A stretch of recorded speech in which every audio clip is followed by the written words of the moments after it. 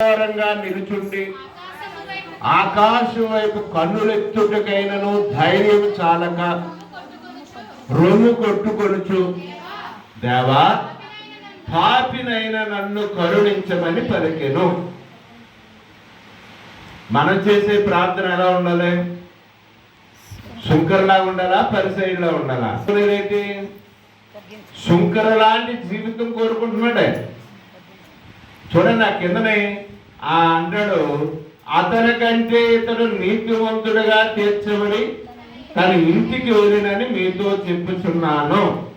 తను తాను హెచ్చించుకున్నవాడు తగ్గింపబడిననియు, తను తాను తగ్గించుకున్నవాడు హెచ్చింపబడిననియు చెప్పాను. దేవుని స్తోత్రం కలుగును గాక. హల్లెలూయా.